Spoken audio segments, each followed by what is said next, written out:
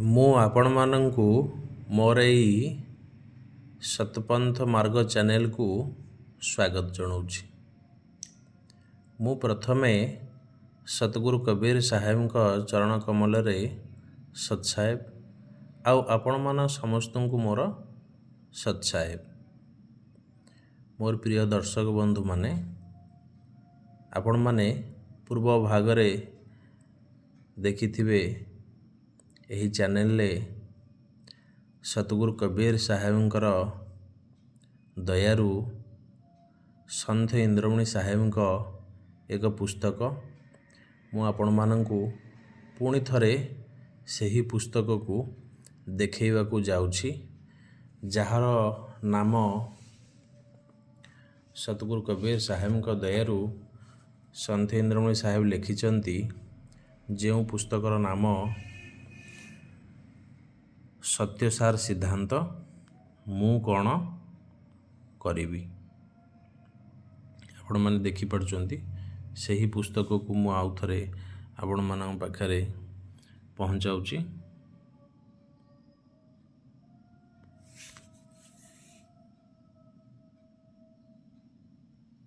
ଆହୁରି ଏକ ଭାଗରେ ସତଗୁରୁ କବୀର ସାହେବଙ୍କ ଦୟାରୁ ସନ୍ଥ ଇନ୍ଦ୍ରମଣି ସାହେବ ସତ୍ୟର ମାର୍ଗ ବାବଦରେ ବତାଉଛନ୍ତି। ଏ ହେଉଛି ସେହି ପୁସ୍ତକ। ସତଗୁରୁ କବୀର ସାହେବ ଧନୀ ଧର୍ମଦାସକୁ ବୁଝାଉଛନ୍ତି। ଧର୍ମଦାସ ସାହେବଙ୍କୁ ସତ୍ୟର ଉପଦେଶ ମାର୍ଗ ବତାଉଛନ୍ତି। ସତ୍ୟର ସାଧନା, ସତ୍ୟର ଯେଉଁ କର୍ମ ଧ୍ୟାନ ରହିଛି, ଆପଣମାନେ ତାହାକୁ ଗ୍ରହଣ କରି ନିଜ ଜୀବନକୁ ସଫଳ କରିପାରିବେ, ନିଜ ଜୀବକୁ ମୁକ୍ତି ଦେଇପାରିବେ।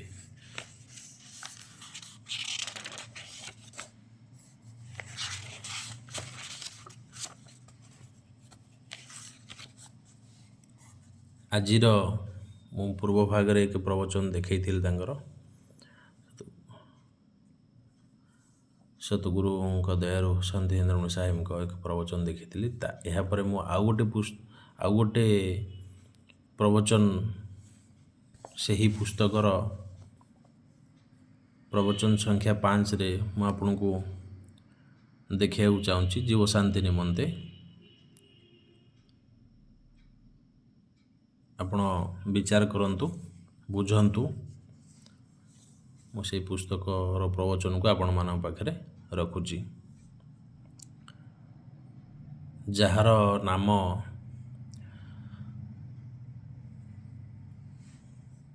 ଦେଖନ୍ତୁ, ଗୁରୁ ମତର ମୂଳ ସତ୍ୟ ଅଟେ।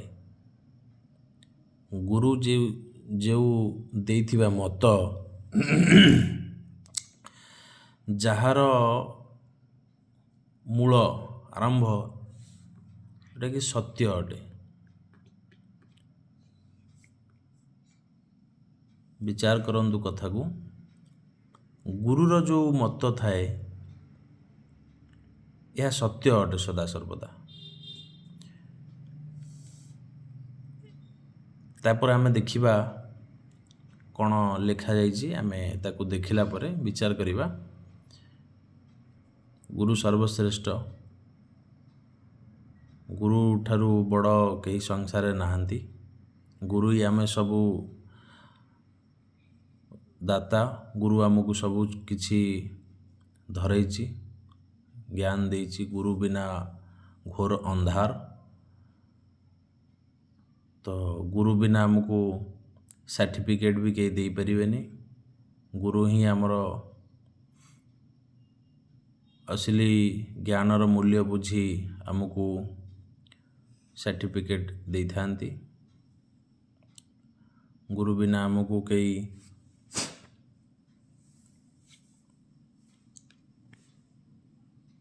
ଦେଇପାରିବେନି ଜ୍ଞାନ ସଂସାରରେ। ସେହି ଗୁରୁଙ୍କ ଉପରେ ମୁଁ ଆଜି ଆପଣମାନଙ୍କ ପାଖରେ ରଖୁଛି ଏକ ପ୍ରବଚନ, ଯାହାକି ସତଗୁରୁ କବୀର ସାହେବଙ୍କ ଦୟାରୁ ସନ୍ଥ ଇନ୍ଦ୍ରମଣି ସାହେବ ଲେଖିଛନ୍ତି। ପ୍ରଥମେ ଦେଖନ୍ତୁ, ଗୁରୁମତ ଧର୍ମର ମୂଳ ସତ୍ୟ ଅଟେ। ବିଚାର ପ୍ରସଙ୍ଗ ଇଏ। ଗୁରୁଙ୍କର ଯେଉଁ ଜ୍ଞାନ, ଗୁରୁଙ୍କର ଯେଉଁ ମତ, ସଂସାରରେ ଯେଉଁ ଧର୍ମର ମୂଳ କଥା କ'ଣ? ତୁ ଧର୍ମର ଅର୍ଥ ଧାରଣ କରିବା, କ'ଣ ଧାରଣ କରିବା ଉଚିତ? ସତଗୁରୁ କବୀର ସାହେବ ବତାଉଛନ୍ତି କ'ଣ ଧାରଣ କରିବା ଉଚିତ। ଧର୍ମର ଅର୍ଥ ଧାରଣ କରିବା, ଏହା ସଂସାରରେ ବହୁତ କମ୍ ଲୋକଙ୍କୁ ମାଲୁମ ଅଛି କି ଧର୍ମର ଅର୍ଥ। ସଂସାରରେ ଧର୍ମ ଘୁରି ପରିଛି, ଯାହାର ମୂଲ୍ୟ କେହି ବୁଝନ୍ତିନି, ଅର୍ଥ କେହି ବୁଝନ୍ତିନି। ଧର୍ମର ଅର୍ଥ ଧାରଣ କରିବା। ଶବ୍ଦକୋଷରେ ମୁଁ ପୂର୍ବରୁ ବି ବତେଇ ସାରିଛି, ଶବ୍ଦକୋଷରେ ଧୃ ଧାତୁରୁ ଧର୍ମଜାତ ହୋଇଛି, ଶବ୍ଦ ଉତ୍ପନ୍ନ ହେଇଛି। ତ ଧର୍ମର ଅର୍ଥ ହେଉଛି ଧାରଣ କରିବା। ତ ଫିର ପ୍ରଶ୍ନ ଉଠୁଛି କ'ଣ ଧାରଣ କରିବା? ସଂସାରରେ କେଉଁ ଧର୍ମକୁ, କାହାକୁ ଧାରଣ କଲେ ଏ ଜୀବ ମୁକ୍ତି ପାଇପାରିବ? ଜୀବର ଯେଉଁ ଦୁଃଖ, ଏହା ହେଉଛି ସବୁଠାରୁ ସଂସାରରେ ବଡ଼ ଦୁଃଖ। ଜୀବର ଦୁଃଖ ଠାରୁ ବଡ଼ ଦୁଃଖ କିଛି ନାହିଁ। ତ ତେଣୁକରି ସତଗୁରୁ କବୀର ସାହେବ ଆସିକିନା ଜୀବର ଦୁଃଖ ବୁଝିକିନା ତ ସତ୍ୟର ସ୍ଥାପନା କଲେ, ସତ୍ୟର ଜ୍ଞାନ ଦେଲେ, ସତ୍ୟର ଉତ୍ପତ୍ତି କଲେ, ସତ୍ପନ୍ଥ ଚଲାଇଲେ। ସତଗୁରୁ ଆସିକିନା ତ ଲେଖିଲେ, ସତଗୁରୁ ଲେଖିଲେ, ଗୁରୁମତ ଧର୍ମର ମୂଳ ସତ୍ୟ ଅଟେ। ଗୁରୁମତ ଏକମାତ୍ର ସତ୍ୟକୁ ମାନିଥାଏ। ଗୁରୁଙ୍କ ମତ ସଦାସର୍ବଦା ସତ୍ୟକୁ ହିଁ ମାନିଥାଏ। ସତ୍ୟ କଥା ହିଁ କୁହନ୍ତି। ସତ୍ୟ ଯାହା, ଗୁରୁଙ୍କର ମତ ସେୟା, ସତଗୁରୁଙ୍କ ମତ ସେୟା। ଗୁରୁମତ ସତ୍ୟର ପ୍ରଚାର ଯଦି ଆଦି କାଳରୁ ହୋଇଥାନ୍ତା, ତେବେ ଆଜି ଭାରତରେ ଇସଲାମ, ଖ୍ରୀଷ୍ଟ, ଜୈନ, ବୌଦ୍ଧ ଆଦି ମତ ନା ବ୍ୟାପ୍ତ ହୋଇଥାନ୍ତା, ଆଉ ନା ଏହା ସହ ସମ୍ବନ୍ଧିତ ବିଭିନ୍ନ ଉତ୍ପନ୍ନ ହୋଇଥାନ୍ତା। ତ ବିଚାର ପ୍ରସଙ୍ଗ ଇଏ। ଯଦି ଆଜିକା ସମୟରେ ସତଗୁରୁଙ୍କର ସତ୍ୟର ଜ୍ଞାନକୁ ଧରାଯାଏ, ମାନନ୍ତି, ତାହେଲେ ତେବେ ତ ସତଗୁରୁଙ୍କ ମତ ଏକ ସତ୍ୟ ଉପରେ ଆଧାରିତ, ଏକ ସତ୍ୟ ହିଁ ଧର୍ମ ହୋଇଥାନ୍ତା। ତ ଯେହେତୁ ଗୁରୁମତ ସତଗୁରୁଙ୍କ ମତ ଅନୁସାରେ ସଂସାର ଆଜି ବୁଝିପାରିନି ସତଗୁରୁଙ୍କ ଜ୍ଞାନକୁ, ତେଣୁକରି ଅନେକ ଧର୍ମ ଆଜିକା ସମୟରେ ହୋଇଯାଇଛି। ଅନେକ ଧର୍ମ, ଏ ତ ମୁଁ ଅଳ୍ପ କିଛି ଲେଖିଛନ୍ତି, ଏମିତି ଇତି ଅନେକ ଧର୍ମ, ଆଦି ଅନେକ ଧର୍ମ ବର୍ଣ୍ଣନା ସଂସାରରେ ହୋଇଛି, ମଜହବ ଧନ୍ଦା ବନିଯାଇଛି। କିନ୍ତୁ ସତ୍ୟକୁ ସମସ୍ତେ, ଗୁରୁମତର ଯେଉଁ ଧର୍ମର ମୂଳ ସତ୍ୟ ଅଟେ, ତାକୁ ସମସ୍ତେ ଭୁଲି ଯାଇଛନ୍ତି। ସତ୍ୟ ହିଁ ଗୁରୁଙ୍କର ଅସଲି ଧର୍ମ, ତାକୁ ସଂସାର ଭୁଲି ଯାଇଛି। କାହିଁକିନା ସେଇଭଳିଆ ଗୁରୁ ମିଳିନାହାନ୍ତି, ସେଇଭଳିଆ ଜ୍ଞାନ ମିଳେନି। ତ ସତ୍ୟ ଧର୍ମକୁ କେମିତି ମାନିବେ? ସତ୍ ଧର୍ମକୁ ମାନିବାକୁ ହେଲେ ସତଗୁରୁର ଆବଶ୍ୟକ, ସତ୍ୟର ଜ୍ଞାନର ଆବଶ୍ୟକ, ଅନୁଭବ ରୂପୀ ଜ୍ଞାନର ଆବଶ୍ୟକ ଅଛି। ଏହା ନହେଲେ ତ ବାକି ଧନ୍ଦା ମଜହବ ହେଇଗଲା ନା, ମତଲବ କ'ଣ କହିବା, ଆମେ ଅନ୍ଧବିଶ୍ୱାସ ହେଇଗଲା ନା। ତ ଏଇସବୁ ଅନେକ ଧର୍ମରେ ସଂସାର ଆଜି ବନ୍ଦୀ ହେଇଯାଇଛି। ତ ଗୁରୁମତ ଯେଉଁ ଧର୍ମର ମୂଳ ଯେଉଁ ସତ୍ୟ, ଅନୁଭବ ଯେଉଁ ଜିନିଷ, ତାକୁ କେହି ବୁଝିପାରନ୍ତିନି। ବିଚାର ପ୍ରସଙ୍ଗକୁ କେହି ବୁଝିପାରନ୍ତିନି। ସଂସାରରେ ଧର୍ମର ଅର୍ଥ ଧାରଣ କରିବା, ତ ଧର୍ମର ଅର୍ଥ ହିଁ ଜାଣିନାହାନ୍ତି। ତ ଇଏ ତ ଧାରଣ କରିବା ତ ଦୂରେ ଥାଉ, ଧର୍ମର ଅର୍ଥ ହିଁ ସଂସାର ଆଜି ବୁଝିନି। ସତଗୁରୁ ଆସି ବୁଝିଛନ୍ତି ଧର୍ମର ଅର୍ଥ ଧାରଣ କରିବା। କ'ଣ ପ୍ରଶ୍ନ ଉଠୁଛି, କ'ଣ ଧାରଣ କରିବା? ନା ସତ୍ୟକୁ ଧାରଣ କରିବା। ତ ସତ୍ୟକୁ ଯଦି ଧାରଣ କରିବା, ସତ୍ୟ ହିଁ ଏକ ହେଉଛି ଧର୍ମ। ଭାରତରେ ଅଖଣ୍ଡତା ପାଇଁ ଆଜି ବି ଏହି ଗୁରୁମତ ପ୍ରଚାରର ବିଶେଷ ଆବଶ୍ୟକତା ରହିଛି। ଭାରତବର୍ଷରେ ଅଖଣ୍ଡତା ଆଣିବାକୁ ହେଲେ ଏହି ସତଗୁରୁଙ୍କ ଗୁରୁଙ୍କ ମତର ବିଶେଷ ଆବଶ୍ୟକତା ରହିଛି। ପ୍ରଚାରର ସତ୍ୟର ପ୍ରଚାର ନିହାତି ଆବଶ୍ୟକତା ରହିଛି। ଯଦି ଗଣତନ୍ତ୍ର ପାଇଁ ନିର୍ବାଚିତ 543 ଲୋକସଭା ସଦସ୍ୟଙ୍କ ସମ୍ମୁଖରେ ଏହି ପ୍ରସ୍ତାବ ରଖାଯାଏ ଯେ ସତ୍ୟକୁ ମାନିବାରେ ସଭିଙ୍କର କ'ଣ ଆପତ୍ତି ଅଛି? ଯଦି ସଭିଏ ସତ୍ୟକୁ ମାନିବାରେ ସହମତ, ତେବେ ଏହି ନାନା ମତ ଧର୍ମ ସବୁ କିଛି ଅର୍ଥହୀନ। ବିଚାର ପ୍ରସଙ୍ଗ, ଯଦି ଆମେ ସତ୍ୟକୁ ମାନିବା, ଏଇ ସମସ୍ତେ ଯଦି ଆମେ ଏଇ ସବୁଠାରୁ ଆମ ଭାରତବର୍ଷରେ ଉଚ୍ଚ ସ୍ଥାନ, ନ୍ୟାୟର ସ୍ଥାନ ଲୋକସଭାରେ ସବୁ ଆଲୋଚନା କରାଯାଏ, ସବୁ ଜ୍ଞାନ ସବୁ କିଛି ଆଲୋଚନା କରାଯାଏ ଯେଉଁଟାକି ଭାରତବର୍ଷରେ ଲାଗୁ ହୁଏ। ଯଦି ସେହି ସ୍ଥାନରେ ସତ୍ୟକୁ ରଖାଯାଏ ଧର୍ମ, ତେବେ ସଂସାରରେ ଆମର ଅଖଣ୍ଡତା ନିଶ୍ଚିନ୍ତ ଆସିବ। ଯେଉଁ ଧର୍ମକୁ ନେଇ ଯେଉଁ ବିବାଦ, ଯେଉଁ ବିଶ୍ଳେଷଣ ଚାଲିଛି, ଏହାର ଅନ୍ତ ନିଶ୍ଚିନ୍ତ ଘଟିବ ଯଦି ଏକ ଧର୍ମକୁ ମନାଯାଏ, ଏକ ଧର୍ମକୁ ରଖାଯାଏ। ଧର୍ମ ତ ସଂସାର ଅନେକ ସଂସାର କହୁଛି ଚାଲିଛି। ଏକ ସତ୍ ଧର୍ମକୁ ଯଦି ମନାଯାଏ, ସତ୍ ଧର୍ମକୁ ଯଦି ମାନନ୍ତି ତାହେଲେ ସତ୍ ପଥରେ ଚାଲିବା, ସତ୍ ଧର୍ମକୁ ଯଦି ମାନିବା, ତାହେଲେ ଏକ ଧର୍ମକୁ ଯଦି ଲାଗୁ କରାଯାଏ, କେଉଁ ଧର୍ମ ନା ସତ୍ୟର ଧର୍ମ, ସତ୍କୁ ଯଦି ଲାଗୁ କରାଯାଏ, ତାହେଲେ ଆଜି ଅନେକ ଧର୍ମ, ଅନେକ କଥା ଗାଥା ଏଇସବୁ, ବିଶେଷ କରି ଅନେକ ଧର୍ମ ଆଜି କିଛି ଆବଶ୍ୟକ ପଡ଼ିବ ନାହିଁ। ଏକ ସତ୍କୁ ହିଁ ସଂସାର ଜୀବ ଉପରେ ଲାଗୁ କରିଦିଆହେବ। ଏ ସତ୍କୁ ହିଁ ମାନିକି ସଂସାର ଚାଲିବ। ସତ୍ୟ ଧର୍ମକୁ ହିଁ ଆପଣେଇକିନା ସଂସାର ନିଜ ଜୀବନକୁ ସଫଳ କରିପାରିବ। ତ ବିଚାର ପ୍ରସଙ୍ଗ ଇଏ, ବିନା ବିଚାରରେ ଆମମାନେ ସବୁ ପଶୁ, ସମସ୍ତ ପଶୁ ସଦୃଶ। ଯଦି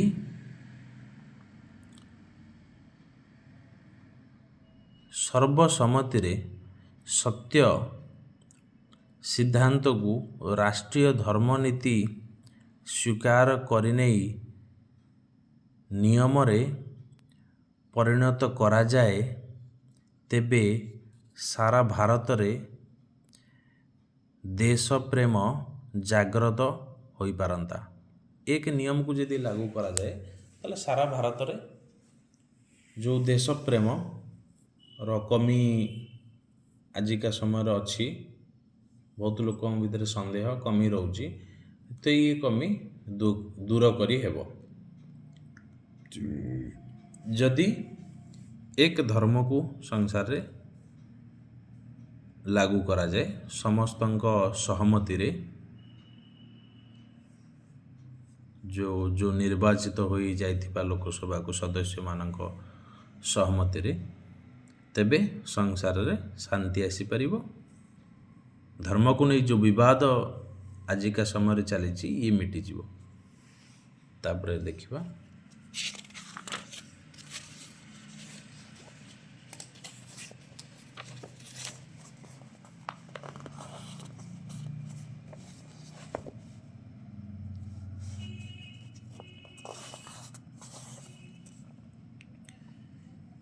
ଏହାପରେ ଫିର୍ କହିଲେ, ଦେଖନ୍ତୁ,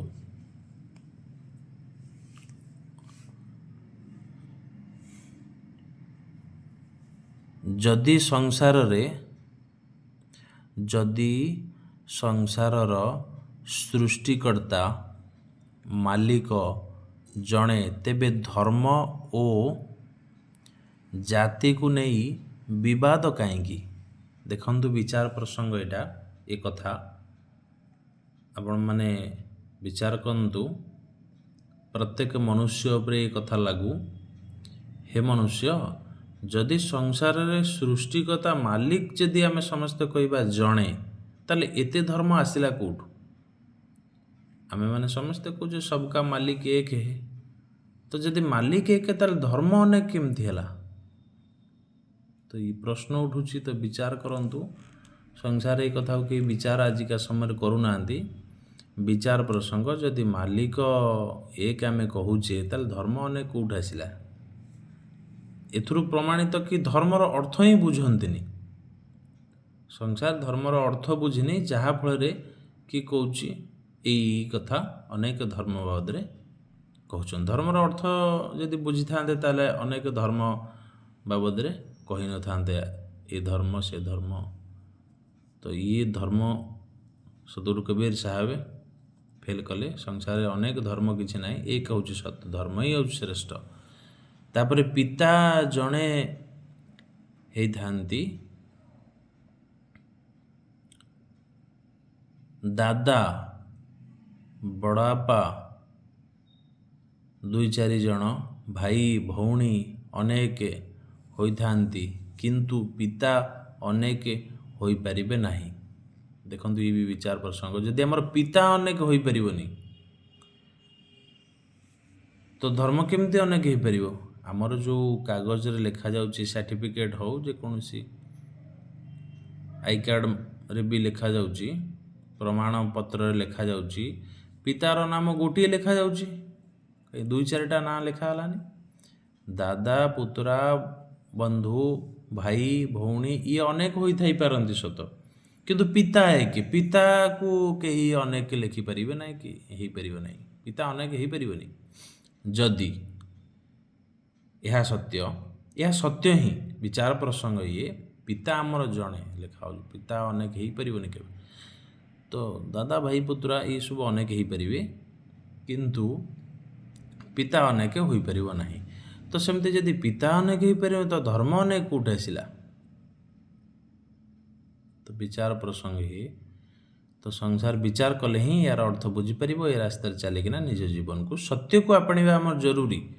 ଯଦି ଆମେ ସତ୍ୟକୁ ନ ଆପଣଉଛେ ତାପରେ ସଂସାର ଆମେ ପାର ପାଇପାରିବାନି, ମୁକ୍ତି ପାଇପାରିବା ନାହିଁ, ନା କିଏ ଆମକୁ ଦେଇପାରିବ। କାହିଁକି ନା ସତ୍ୟକୁ ମାନିବା ଜରୁରୀ। ସତ୍ୟ ବିନା ଅଧୁରା, ଏ ଜୀବନ ଅଧୁରା।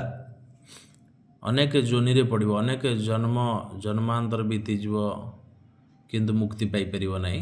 ଯଦି ସତ୍ୟକୁ ଆପଣାଏ ବିଚାର କରିକିନା, ତେବେ ସେ ସଂସାରରୁ ପାର ପାଇପାରିବ। ସତ୍ୟ ଉପରେ, ସଂସାର ଉପରେ, ସତ୍ୟ ଉପରେ କେହି ରଜା ନାହାନ୍ତି। ସତ୍ୟ ସର୍ବଶ୍ରେଷ୍ଠ, ସମସ୍ତଙ୍କ ଉପରେ ସେ ରଜା। ତାପରେ ସତଗୁରୁ କବୀର ସାହେବ ଲେଖିଲେ, ଦେଖନ୍ତୁ ସାକ୍ଷୀରେ ଲେଖିଲେ, ସାକ୍ଷୀ ଦେଇକିନା କବୀର ସାହେବ ପ୍ରମାଣ ଦେଇକି ଲେଖିଲେ ବିଚାର ପ୍ରସଙ୍ଗ, ଯେତିକି ଶ୍ୱାସ ପୁରୁଷ କି ଦେହା, ତାର ତାର କର ସ୍ନେହା। ଦେଖନ୍ତୁ ଏଇ ସତ୍ୟ ସଂସାରରେ ପଚାରିବେ ସତ୍ୟ କ'ଣ? ସତ୍ୟ ଏକ ଶବ୍ଦ, କୌଣସି ବସ୍ତୁ ପଦାର୍ଥ ନୁହେଁ କି କାହାକୁ ଧରେଇ ଦେବା। ସତ୍ୟ ଏକ ଶବ୍ଦ। ସତଗୁରୁ କବୀର ସାହେବ ସାକ୍ଷୀ ପ୍ରମାଣ କହୁଛି କି ଯେତିକି ଶ୍ୱାସ ପୁରୁଷ କି ଦେହା। ତ ଏଇ ଯେଉଁ ଆମେ ଯେଉଁ ନିଶ୍ୱାସ ପ୍ରଶ୍ୱାସ ଆମେ ନେଉଛେ, ଗୋଟା ପୁରୁଷ କି ପୁରା ଟୋଟାଲ ସମସ୍ତ ମନୁଷ୍ୟ, ଆମେ ଯେଉଁ ଶ୍ୱାସ ନେଉଛେ ନିଶ୍ୱାସ, ଏହାର କିମତ ବହୁତ ମୂଲ୍ୟବାନ। ଇଏ ଗୋଟେ ନିଶ୍ୱାସ ପ୍ରଶ୍ୱାସର ମୂଲ୍ୟ ଏ 3 ଲୋକ ଠାରୁ ବି ତାର ମୂଲ୍ୟ କମି ପଡ଼ିଯିବ ତାଠୁ ଊର୍ଦ୍ଧ୍ୱରେ। କାହିଁକିନା ଏହାର ମୂଲ୍ୟ ଆମେ ବୁଝିନେ। ଏହାର ମୂଲ୍ୟ ବୁଝିଲେ ତ କେବେ ହେଲେ ଆମେ ଭୁଲ କାର୍ଯ୍ୟ କରିବାନି। ସତ୍ୟର ଏହାର ମୂଲ୍ୟ ଯିଏ ବୁଝିଥିବ ସେ ସତ୍ୟ କ'ଣ ଜାଣିଥିବ। କାହିଁକିନା ଏହାରି ଜରିଆରେ ଆମେ ବଞ୍ଚିଛେ। ଆମେ ସବୁକିଛି ଖାଉଛେ, ପିଉଛେ, ପିନ୍ଧୁଛେ, ସବୁକିଛି କରୁଛେ, ଦେଖିପାରୁଛେ। 3 ଲୋକ ଆମେ ଜାଣିପାରୁଛେ, ବିଚାର କରିବା, ବୁଝିପାରୁଛେ, ଦେଖିପାରୁଛେ। ତ ଇଏ ବନ୍ଦ ହେଇଗଲେ, ଏଇ ଯେଉଁ ଶ୍ୱାସ ନିଶ୍ୱାସ ପ୍ରଶ୍ୱାସ ବନ୍ଦ ହେଇଗଲେ ତ ସବୁ ବନ୍ଦ। ଏହାରି ବଳରେ 3 ଲୋକ ଆଜି ଚାଲିଛି। ଆଜି ଆମେ ସଂସାରରେ ଯେଉଁ ଅଛେ ଏହାରି ବଳରେ ଅଛେ।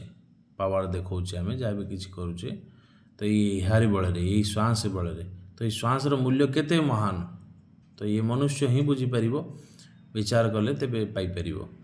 ତାର कबीर साहब लिखले तार तार करो स्नेह। तो यह को स्नेह कर, को विचार कर, ये सांस को, ये अमूल्य जो सांस निश्वास प्रश्वास ये बड़ अमूल्य, या विचार करवा जरूरी, या स्नेह करवा जरूरी, या ध्यान करवा जरूरी। यह बिना संसार अधूरा, चलबनी केबे हेले, जीवन वृथा हो।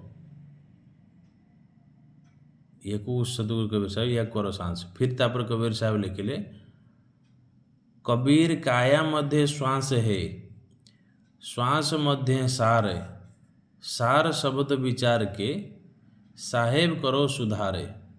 कबीर साहब उदाहरण दे लिखुचंती, कबीर साहब लिखिले कि काया मध्य श्वास है, ये जो काया रूपी आम शरीर देखुचे ता भितरे के श्वास निश्वास प्रश्वास चली, शब्द चली भितरे।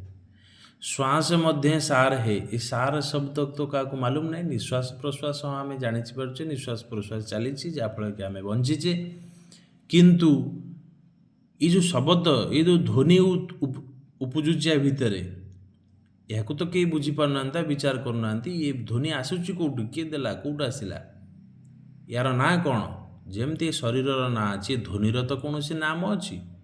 यह हूँ सत्य, यह हूँ यही सत्य शब्द को आम आपणेले संसार रे मु किए जापर, मोर नाम कौन जापर, तो संसार मुक्ति पाइपर, पार पाइपर। तो फिर तापर कबीर साहब लिखिले सार मध्य विचार की, ये जो सार शब्द, सार शब्द विचार की, ये जो आ भितर जो शब्द ध्वनि उठुची, ये हूँ सार शब्द। आम जानूचे निश्वास प्रश्वास, किंतु अरे जो शब्द रूपी गुरु दयारू ही ये प्राप्त करी हबो। गुरु बिना, सतगुरु बिना ये सार शब्द प्राप्त करी हबनी, संसार के ही बतई पारिबेनी ना विचार करि परिबे। आम मनुष्य है कि विचार करंतु मु किए मोटे या भितर भी जैसे आम शरीर नाम अच्छी, सेमती श्वास रे भी नाम अच्छी। तो ये सार शब्द को विचार कर, संसार शब्द अनेक अच्छी, किंतु सार शब्द होची ये निश्वास प्रश्वास। या भितर जो सार शब्द अच्छी, या गुरु दयारू प्राप्त करी सार शब्दर नाम होची सत्यनाम। जो सत्यनाम को, ये सत्यनाम कौन ना गुरु दयारू विचार कले, सतगुरु दयारू प्राप्त कले जीवन सफल हम। ये सत्यनाम कौन, तो गुरु, सतगुरु ही बतई पारे, दे पारे, यार कार अधिकार ना संसार। तो तापर कहले सतगुरु कबीर साहब साहेब करो सुधारे। तो हे मालिक, साहेब अर्थ मालिक, हे मालिक तू यह आमको प्राप्त करे, तो सतगुरु यार सुधार करें, यार कर पावर नहीं सुधार कला बेले। ये सांस रो जो मूल्यवान सांस को आम जो व्यर्थ भाव में बीतई देले, आमको